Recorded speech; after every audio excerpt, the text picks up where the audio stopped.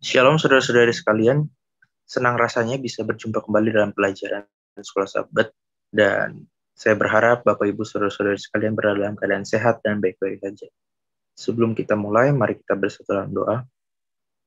Tuhan, curahkanlah Roh Kudus-Mu atas kami dalam mempelajari pelajaran Sekolah Sabat ini, agar kami dapat mengerti dan memahami firman Tuhan ini. Dalam nama Yesus kami berdoa, amin.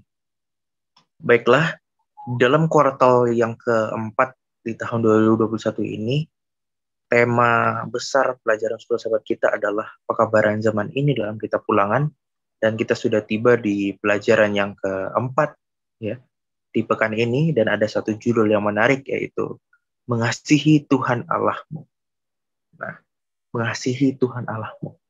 Kalau kita perhatikan dari judulnya saja, Bapak Ibu saudara-saudara sekalian, memang ini sudah merupakan sebuah renungan, ataupun kita bisa katakan sebuah kesimpulan, ya, kesimpulan singkat, sehingga mungkin beberapa dari kita sudah menganggap bahwa pelajaran ini arahnya sudah tahu mau kemana, bahwa kita harus mengasihi Tuhan, ya.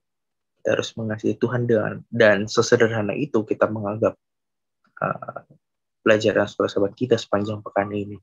Tapi kembali, kalau misalnya Bapak Ibu saudara-saudara sekalian mencermati pelajaran Sekolah Sahabat ini dari hari ke hari, maka ada makna yang sangat dalam yang saya kira sangat relevan dengan kehidupan bahkan di zaman kita sekarang ini. Dan kenapa saya bilang maknanya sangat dalam juga, karena memang ini mencakup semua dimensi kehidupan kita sebagai umat manusia juga, yang erat kaitannya dengan hubungan perjanjian antara manusia dan Tuhan itu sendiri. Nah, sebelumnya mari kita baca ayat hafalannya di dalam Ulangan 6 ayat yang kelima. Firman Tuhan berkata, "Kasihilah Tuhan Allahmu dengan segenap hatimu dan dengan segenap jiwamu dan dengan segenap kekuatanmu." Nah, Bapak Ibu saudara-saudara sekalian, ini adalah firman Tuhan yang diberikan melalui Musa kepada bangsa Israel. Mereka diminta untuk mengasihi Tuhan, dan mengasihi Tuhan ini mencakup dimensi kehidupan kita. Ada 3 dimensi kehidupan kita, yaitu dengan segenap hati, dengan segenap jiwa, dan dengan segenap kekuatan.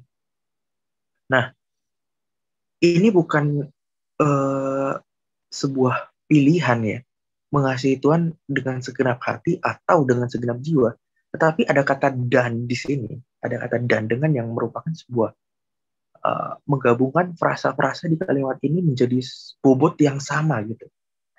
Dan dengan segenap jiwa dan dengan segenap kekuatan. Ada kata dan yang mengartikan bahwa semuanya ini patut dilakukan, dipenuhi. Ya. Segenap hati, segenap jiwa, dan segenap kekuatan. Ya. Dan ini mencakup 3 dimensi yang penting menurut saya dalam kehidupan kita sebagai umat manusia. Ya. Contohnya kalau kita ambil di kehidupan kita, ketika kita seperti biasanya beribadah kepada Tuhan, ya, dengan segenap hati. Tetapi terkadang pikiran kita tidak di ibadah itu. Pikiran kita masih memikirkan masalah hidup kita, masih terbebani dengan tugas, ya, yang kita sebenarnya merasa tidak mampu untuk melakukannya, ya. Jadi hati, jiwa, badan kita di ibadah, tapi pikiran kita, roh kita tidak di ibadah itu. Nah, apakah itu bisa dikatakan kita mengasihi Tuhan dengan segenap hati, jiwa, dan kekuatan? Ya, tidak, ya saudara-saudara. Makanya ketiga aspek dimensi kehidupan ini harus terpenuhi, ya, harus genap, saudara-saudara, untuk mengasihi Tuhan. Nah, makanya saya bilang bahwa mengasihi Tuhan Allahmu ini dalam sebenarnya maknanya, dan sangat luar biasa makna yang kita bisa dapatkan di sini, ya. Ya, dari ayat hafalannya saja kita sudah mendapat sebuah petunjuk yang luar biasa. Nah, sekarang kita lihat sebenarnya apa sih konteks dari Ulangan 6 ayat 5 ini. Kenapa sampai dikatakan bangsa Israel harus mencintai Tuhan? Nah, kita flashback sedikit. Satu ayat sebelum ayat hafalan kita di Ulangan 6 ayat 4. Di sana dikatakan, "Dengarlah hai orang Israel, Tuhan itu Allah kita, Tuhan itu Esa." Nah, ini menarik saudara-saudara, kalau kita baca di Ulangan 6 mulai dari ayat 1 sampai ayat yang kelima, ini adalah satu baris, ya, satu baris yang berisi doa orang Israel. Nah, dan doa ini disebut dengan sebutan Shema, ya, disebut sebagai Shema. Nah, Shema ini ditarik dari kata awalnya dari Ulangan 6 ayat 4 ini, kata dengarlah. Nah, itu bahasa Ibrani adalah Shema atau Shama, ya, yang berarti to hear intelligently, atau mendengarkan dengan penuh perhatian dan ketaatan. Nah, ada ketaatannya di sini. Give ear, memberi telinga, understand, mengerti. Nah, jadi uh, ini merupakan sebuah doa yang dimana bangsa Israel diminta untuk mendengar dengan seksama, dengan penuh perhatian dan juga ketaatan. Nah, dan bagian daripada Ulangan 6 ayat 1 sampai 5 ini yang merupakan doa ini sangat terkenal ya di kalangan orang Yahudi pada zaman Yesus, ya. Karena diucapkan setiap hari ya oleh orang Yahudi dan secara terus-menerus di dalam kebaktian di sinagog pada waktu itu. Dan apa arti Shema ini? Shema ini merupakan sebuah pernyataan terbaik tentang kodrat monoteistik, monoteistis Allah yang merupakan pernyataan bangsa Israel, ya, yang menyatakan monoteistis Allah itu adalah bahwa Allah itu adalah Allah yang satu-satunya, Allah yang patut disembah dan tidak ada Allah lain yang harus disembah. Nah, sehingga ini menjadi sebuah pengantar nanti di konteks ulangan pasal ulangan 6 ayat 5. Kenapa sih kita harus disuruh mengasihi Tuhan? Gitu ya.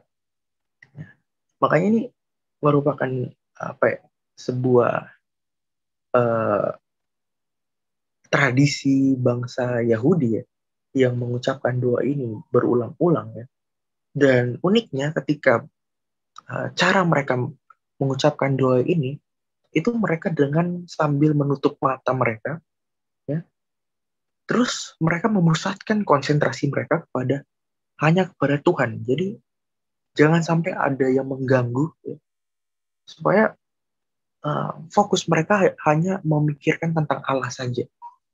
Nah, dan ini menjadi sebuah tradisi harian daripada Israel kuno ini, Shema ini, saudara-saudara sekalian. Ya. Dan kalau kita tahu, Shema ini, ya, satu baris dari Ulangan 6 ayat 1 sampai 5 ini, ya, yang kita kalau baca, ini adalah bagian dari khotbah pertama Musa yang diberikan kepada anak-anak Israel, ya, pada saat mereka akan memasuki tanah Kanaan. Ya, kita tahu bahwa Musa sedang berbicara kepada generasi baru bangsa Israel, ya. Generasi angkatan yang baru bangsa Israel yang akan memasuki tanah perjanjian. Nah, dan kita akan melihat apa sih latar belakang yang membentuk sampai akhirnya Musa mau minta mereka untuk mencintai Tuhan, mengasihi Tuhan. Nah, ini yang kita akan pelajari nanti di pendahuluan dari Ulangan 6 ayat 1 sampai 4 nanti. Nah, maka kita tiba pada sebuah pertanyaan yang sangat mendasar ya. Siapa sih yang harus mengasihi Tuhan? Tadi di ayat inti kita harus mengasihi Tuhan. Tapi sebenarnya siapa sih yang harus mengasihi Tuhan di sini? Nah, kalau kita lihat di pendahuluan dari sebelum Ulangan 6 ayat 5, dari Ulangan 6 ayat 1 sampai 3, firman Tuhan berkata, inilah perintah, yakni ketetapan dan peraturan yang aku ajarkan kepadamu atas perintah Tuhan Allahmu, untuk dilakukan di negeri kemana kamu pergi untuk mendudukinya. Nah, ingat ini perintah-perintah yang Tuhan berikan kepada bangsa Israel, ya, sebelum memasuki tanah Kanaan. Nah, jadi kalau kita belajar latar belakangnya sebelum Ulangan 6 ini, Musa itu sudah menyampaikan kembali kepada generasi baru bangsa Israel, ya, tentang sejarah mereka, dari mana Tuhan membebaskan mereka dari bangsa Mesir, sampai akhirnya di perbatasan tanah Kanaan. Ya. Kemudian Musa memberikan kepada mereka instruksi-instruksi, ya, peraturan-peraturan tentang hal-hal yang harus dilakukan, ya, supaya mereka bisa mengalahkan tanah Kanaan ini, ya, supaya bisa mereka menduduki tanah Kanaan, ya. Dan bagaimana mereka juga bisa bertambah banyak di tanah Kanaan itu, ya, di ayat 2, supaya seumur hidupmu engkau dan anak cucumu takut akan Tuhan Allahmu dan berpegang pada segala ketetapan dan perintahnya yang kusampaikan kepadamu, dan supaya lanjut umurmu. Nah, ini janji Tuhan. Tuhan mau supaya mereka juga bertambah banyak, ya. Oleh sebab itu mereka diminta untuk berpegang pada perintah-perintah Tuhan. Nah, kemudian di ayat 3, maka dengarlah hai orang Israel, lakukanlah itu dengan setia, ya, supaya baik keadaanmu dan supaya kamu menjadi sangat banyak, seperti yang dijanjikan Tuhan Allah nenek moyangmu kepadamu di suatu negeri yang berlimpah-limpah susu dan madunya. Ya, jadi kalau kita baca di ayat 3 ini, mereka bukan hanya diminta untuk mendengar, ya, tetapi diminta untuk melakukan itu dengan setia. Melakukan apa? Ya, aksi apa yang mereka harus lakukan? Ya tadi, ya, berpegang pada segala ketetapan, menuruti perintah-perintah yang diajarkan, ya, supaya supaya baik keadaanmu. Nah, ini penting, saudara-saudara. Jadi perintah-perintah Tuhan itu sebenarnya tidak memberatkan, malah membuat kita nyaman harusnya, ya, supaya baik keadaan kita. Nah, kemudian akhirnya muncul Ulangan 6 ayat 5 di mana Musa memberitahukan untuk mengasihi Tuhan dengan segenap hati, jiwa, dan kekuatan seperti ayat hafalan kita.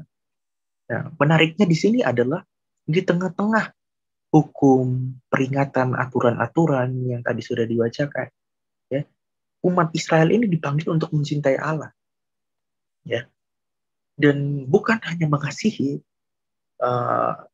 Tuhan, tetapi harus melakukannya dengan apa? Dengan segenap hati, jiwa, dan kekuatan. Ya. Di mana ketiga hal ini merujuk kepada sifat absolut daripada kasih itu, ya, yaitu dengan segenap hati, jiwa, dan kekuatan. Nah, apa sih arti dari mengasihi Tuhan dengan segenap hati, jiwa, dan kekuatan?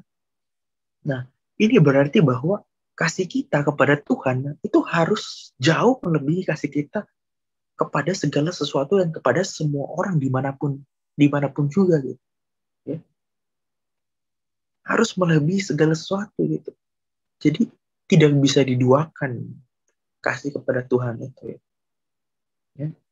Karena apa? Karena Tuhan adalah fondasi dari segala kehidupan kita dan keberadaan serta segala sesuatu yang lain. Kita hanya hidup bergantung kepada Tuhan, saudara-saudara. Ya. Jadi tanpa Tuhan memang kita tidak ada apa-apanya. Maka mengasihi Tuhan dengan segenap hati, jiwa, dan kekuatan ini menjadi suatu hal yang seharusnya kita lakukan. Ya. Lalu kembali ke pertanyaannya, siapa yang harus mengasihi Tuhan? Ya. Saya ada saya ada kasih tanda-tanda di sini tentang mengasihi Tuhan. Kasihilah Tuhan Allahmu dengan segenap hatimu dan dengan segenap jiwamu dan dengan segenap kekuatanmu. Di katamu di situ saya ada kasih tanda yang berbeda. Karena di dalam bahasa Ibrani katamu untuk frasa Allahmu, hatimu, kekuatanmu itu muncul dalam bentuk tunggal. Nah, dan ini menarik bahwa Allah sedang berbicara kepada umat Israel secara keseluruhan. Nah, tetapi keseluruhan itu kuat hanya apabila terdiri dari bagian-bagian. Nah, artinya apa? Artinya Tuhan menginginkan setiap orang dari kita, each one of us, gitu, setiap pribadi, gitu, walaupun merupakan sebuah bagian dari sebuah komunitas yang besar, itu harus setia kepada Tuhan secara individu, gitu. Nah, bukan secara bangsa, tapi secara pribadi. Ya. Makanya dinyatakan dalam bentuk tunggalmu ini. Ya. Apa relevansinya dengan kehidupan kita? Ini sangat relevan, ya. Umat gereja masih akan hari ke-7. Kita diminta untuk mengasihi Tuhan. Ya. Kita di sini bukan berarti secara komunitas gereja, tetapi secara pribadi juga gitu. Secara pribadi itu harus punya hubungan yang intim dengan Tuhan, mengasihi Tuhan dengan segenap apa hati, jiwa dan kekuatan. Nah, dan ini adalah perintah pribadi yang harus dimiliki oleh setiap orang. Jadi siapa yang harus mengasihi Tuhan? Saudara dan saya. Tentu ini dalam konteks bangsa Israel waktu itu.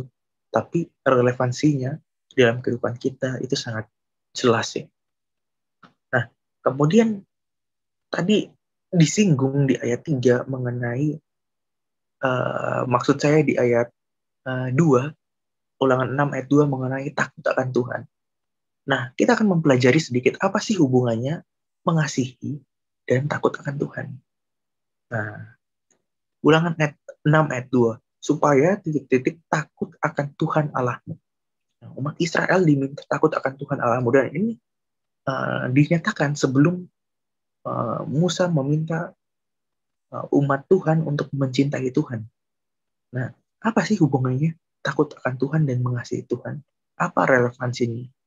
Nah, tentu untuk memahami ini kita harus mengerti dulu definisi takut akan Tuhan. Takut akan Tuhan itu seperti apa ya? Ya, apakah takut akan Tuhan itu bahwa Tuhan itu terlihat otoriter sekali gitu, galak gitu kan? Terus kita merasa cemas gitu ya, takut gitu kan? Seperti kita takut kepada orang jahat gitu ya, yang mau mengancam hidup kita. Apakah rasa seperti itu yang kita alami ketika berbicara mengenai takut akan Tuhan, gitu kan? Nah, kata takut ya, kalau kita lihat secara terminologi dan dari bahasa literalnya gitu, dalam bahasa Ibrani, kata takut itu adalah iare, yang menurut Strong Dictionary itu berarti to refer, memuja-muja, to reference, memberi penghormatan, menghormati.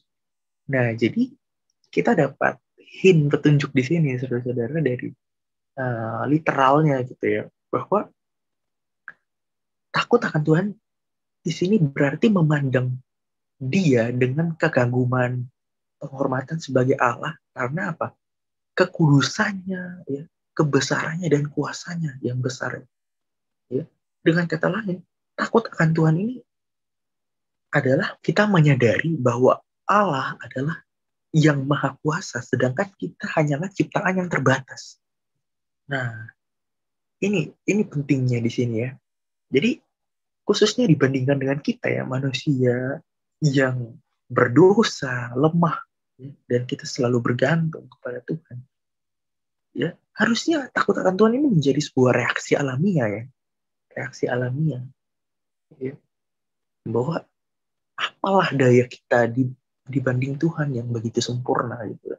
Begitu maha kuasa. Ya. Kita ini makhluk yang sudah jatuh, makhluk yang telah melanggar perintah Allah. Ya. Dan sebenarnya pantas untuk menerima penghukuman serta kematian kekal itu. Ya, tetapi karena kasih karunia Allah melalui kematiannya di kayu salib, itulah yang menyelamatkan kita, saudara-saudara. Nah, jadi dari latar belakang ini kita jadi paham gitu, apa sih hubungannya takut akan Tuhan dan mengasihi gitu ya. Karena di Ulangan 10 ayat 12 juga, mengasihi dan takut akan Tuhan itu dilakukan dalam saat yang bersamaan. Nah, maka pelajaran sekolah sahabat kita membantu kita melihat referensi dari Efesus 2 ayat 1 sampai 10. Apa sih hubungannya mengasihi dan takut akan Tuhan? Nah, terlepas dari fakta bahwa kita ini adalah orang-orang yang harus dimurkai. Ya. Karena apa? Kita ini manusia yang banyak melakukan kesalahan. Yang harusnya kita tuh dimurkai oleh Tuhan. Ya. Nah, itulah mengapa harusnya dengan kita sadar akan hal itu, kita harusnya takut akan Tuhan. Kalau kita sadar bahwa kita harusnya dimurkai. Gitu. Nah, dan Kristus telah mati buat kita dengan memberikan kepada kita hidup yang baru di dalam Dia. Di mana termasuk di dalamnya kemerdekaan dari dosa dan penghukuman dari masa lalu kita gitu. Yang harusnya kita mati, ya, karena dosa, tapi Tuhan menebus kita. Ya. Yang sebenarnya ini adalah apa? Alasan mengapa kita harus mengasihi Tuhan. Gitu. Ya, jadi itulah hubungannya. Kita sudah berdosa, ya, yang harusnya dimurkai, ya. Dan untuk itu, mengapa kita takut akan Tuhan? Ya. Dan karena harusnya akibat dosa kita mati, tapi karena kasih karunia Tuhan, makanya kita diselamatkan. Dan itu adalah apa? Merupakan alasan kita harus merespon Dia dengan mengasihi Dia juga. Gitu. Nah, inilah hubungannya, saudara-saudara. Dan sama seperti hal ini berlaku untuk saat ini, dan prinsip ini juga berlaku pada waktu aplikasi yang dialami oleh bangsa Israel kuno waktu itu. Yang diaplikasikan bangsa Israel kuno waktu itu. Ya. Mereka telah ditawan di Mesir, di mana sebelumnya mereka dihukum dalam perbudakan dan tekanan, dan hanya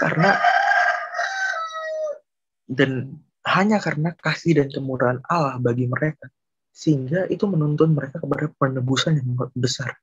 Mereka diselamatkan dari perbudakan. Mereka diselamatkan dari perbudakan itu semua oleh karena apa? Penebusan yang besar. Mereka telah ditebus Tuhan, sehingga mereka dapat diselamatkan. Inilah mengapa inilah inilah mengapa pentingnya mengasihi dan takut akan Tuhan. Dan kemudian kalau berbicara tentang mengasihi, gitu, maka mengapa? Pertanyaannya adalah mengapa kita mengasihi Tuhan itu? Nah, kalau kita berbicara mengenai konteksnya ya, dari Ulangan pasal 6 ini, Musa sedang berbicara kepada generasi baru bangsa Israel. Ya, yang mana di dalam Ulangan 4 ayat 37, 10 ayat 15, 7 ayat 7 sampai 8 dan 23 ayat 5. Di situ Musa mengingatkan bangsa Israel betapa Allah mengasihi apa? Nenek moyang mereka dan bahkan diri mereka sendiri. Jadi lihat nih, apa yang Tuhan sudah lakukan kepada nenek moyangmu bangsa Israel. Ya. Sehingga ini menjadi sebuah flashback gitu bagi bangsa Israel bahwa nih lihat di masa lampau Tuhan sudah melakukan ini, ya, ya. Dan ini me, me, mengingatkan mereka akan memori masa lalu mereka, ya. Bahwa mereka sampai bisa ada di titik ini itu karena apa? Penyertaan Tuhan gitu loh. Penyertaan Tuhan yang luar biasa kepada nenek moyang mereka, ya. Dan ini menjadi sebuah gambaran bahwa sebenarnya siapa sih yang memulai inisiatif untuk mengasihi? Itu Tuhan kan. Tuhan yang memulai untuk mengasihi umatnya terlebih dahulu gitu. Sehingga harusnya kita dituntut untuk mengasihi, ya, karena hal itu gitu, karena Tuhan sudah lebih dulu gitu mengasihi kita. 1 Yohanes 4 ayat 19, kita mengasihi karena Allah lebih dahulu mengasihi kita gitu kan. Ya. Dan Tuhan itu apa ya? Lebih dari sekedar kata-kata, bukan hanya oh aku kasih sama kamu gitu. Tapi dia menyatakan kasihnya dalam bentuk tindakannya gitu ya. Dalam bentuk tindakannya. Jadi meskipun bangsa Israel itu berdosa, ya, kekurangan, banyak gagal gitu. Tapi kasih Allah bagi mereka itu tetap teguh gitu ya. Dan dia bahkan menyelamatkan umatnya gitu ya dari perbudakan, kita tahu ya. Jauh sebelum bahkan Allah meminta bangsa Israel untuk mengasihi dia balik gitu. Ya. Dia sudah melakukan kasihnya itu ya. Ya, bahkan sebelum Ulangan 6 ayat 5 ini ditulis gitu. Ya. Dan bahkan sebelum bangsa Israel ini ada menjadi sebuah bangsa gitu ya. Tuhan sudah mempunyai inisiatif. Ya.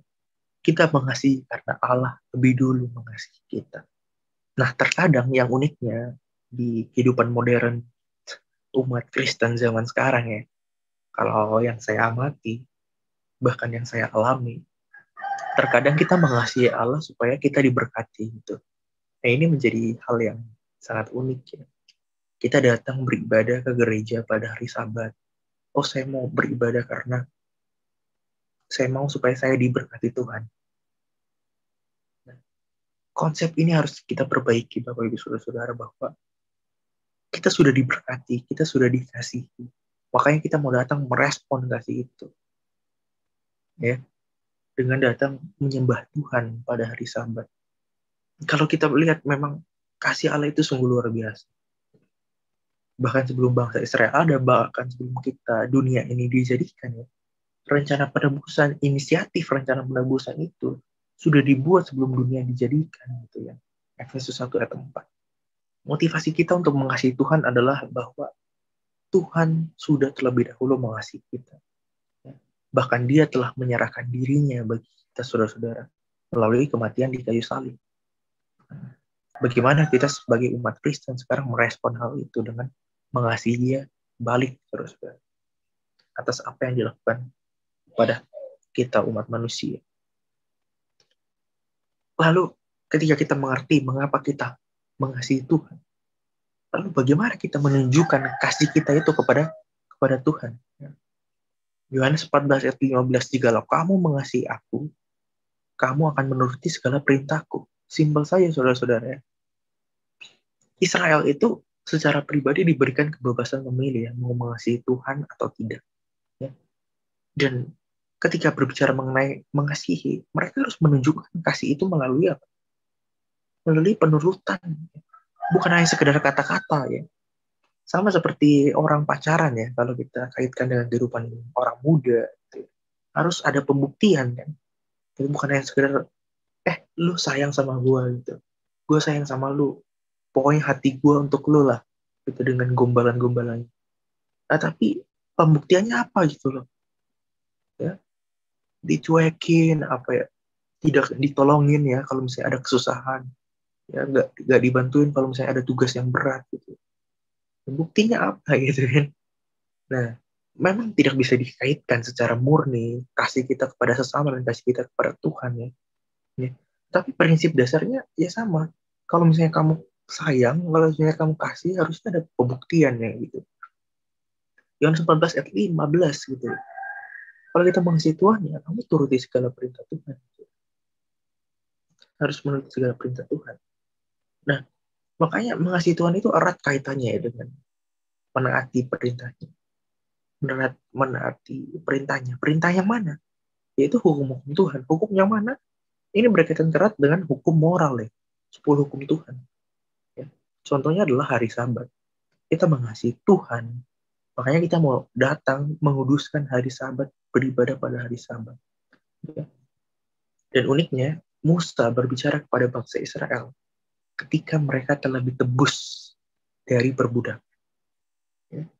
Ini uniknya, dan mereka diminta respon untuk mengasihi dan menuruti perintah. Ya. Kita lihat di masa lampau, Tuhan sudah berbuat tindakannya. Ya, dia bukan hanya sekedar mengasihi, tapi dia bertindak. Bangsa Israel sudah mengalami itu, dan harusnya mereka berbalik untuk mengasihi dan menuruti perintahnya juga. Bukankah ini juga relevan dengan zaman kita sekarang ini, saudara-saudara sekalian? Kita telah ditebus oleh kematian Yesus di kayu salib. Kita sudah melihat kuasa Tuhan di masa lampau, kasih Tuhan di masa lampau, dan harusnya kita meresponnya juga dengan mengasihi Tuhan dengan menuruti perintah-perintahnya. Dan pelajaran yang terakhir ini merupakan sebuah kisah di Markus 12 ayat 28 sampai 30. Ya. Yang mana mengasihi Tuhan adalah sebuah hukum yang terutama, saudara-saudara. Dan ini menjadi sebuah diskusi yang unik di antara para ahli Taurat dan juga Yesus itu sendiri. Ya. Nah, ceritanya singkatnya adalah, kalau saya bisa baca saja ya ayatnya, Markus 12 ayat 28-30. Lalu seorang ahli Taurat yang mendengar Yesus dan orang-orang Saduki bersoal jawab dan tahu bahwa Yesus memberi jawab yang tepat kepada orang-orang itu, datang kepadanya dan bertanya, hukum manakah yang paling utama? Jawab Yesus, hukum yang terutama ialah, dengarlah hai orang Israel, Tuhan Allah kita, Tuhan itu Esa. Kasihilah Tuhan Allahmu dengan segenap hatimu dan dengan segenap jiwamu dan dengan segenap akal budimu dan dengan segenap kekuatan. Nah, jadi Nah, jadi kalau kita lihat ayat ini memang benar bahwa lagi. Nah, jadi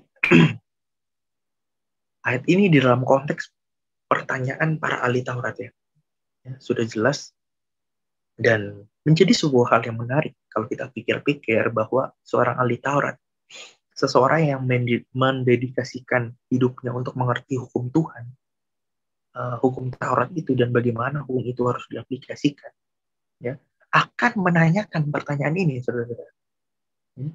Dan bagaimanapun juga banyak hukum yang mungkin mereka telah percayai dan perlu mereka turuti. Ya.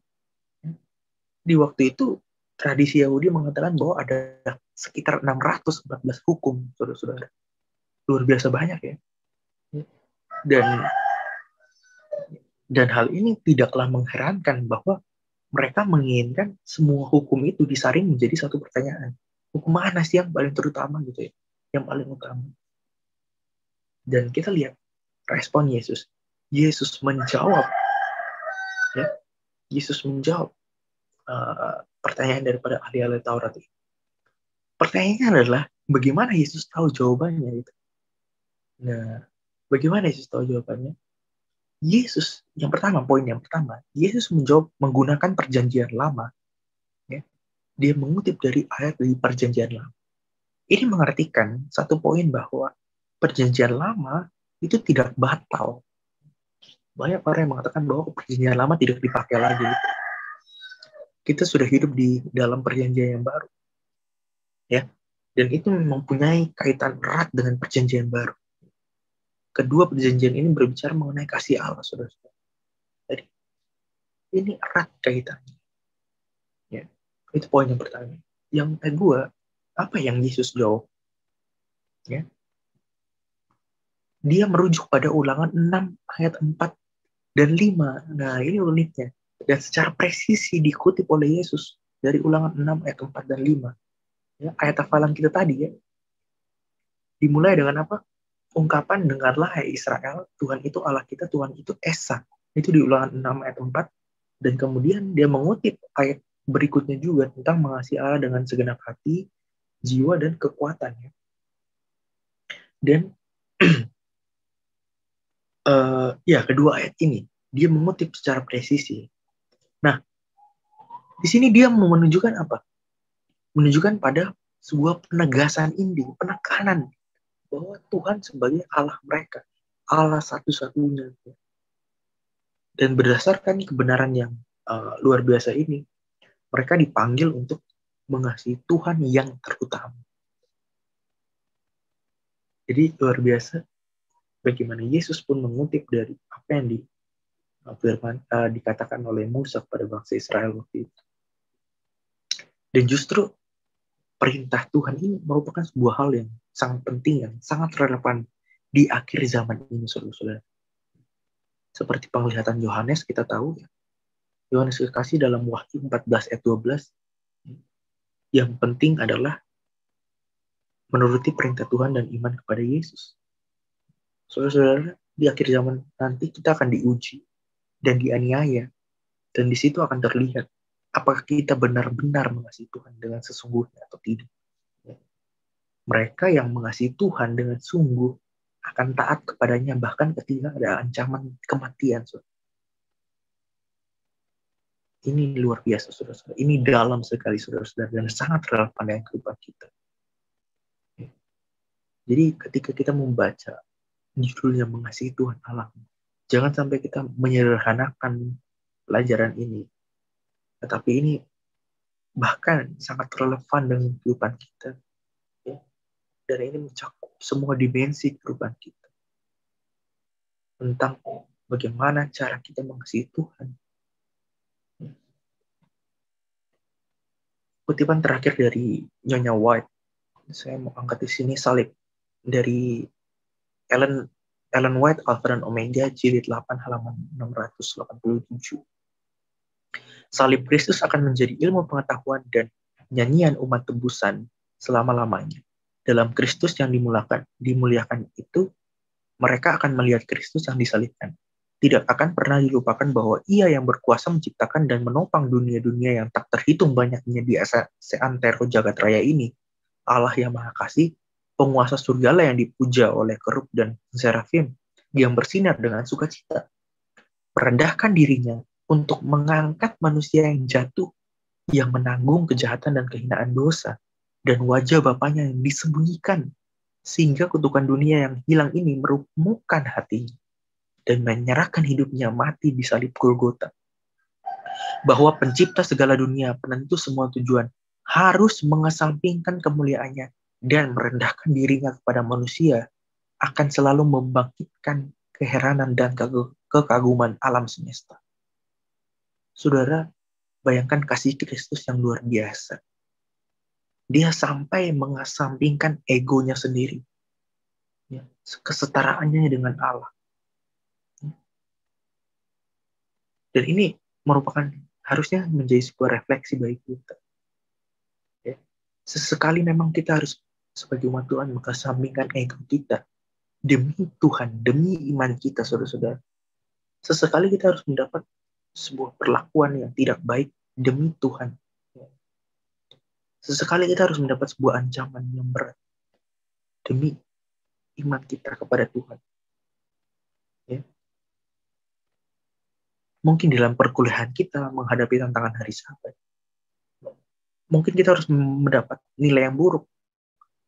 Mungkin kita mendapat perlakuan yang tidak baik dari dosen kita, di pekerjaan kita, dengan direktur kita, bos kita, gitu, karena iman kita. Tapi kita dituntut untuk bagaimana sih mengasihi Tuhan dengan sepenuhnya. Bayangkan dia sampai mau merendahkan dirinya demi kita manusia yang berdosa. Ini harusnya menjadi refleksi buat kita. Dan sebagai penutup, ada dua pertanyaan yang saya ingin tanyakan kepada saudara-saudari ketika saudara-saudari sampai di detik ini menyimak video saya.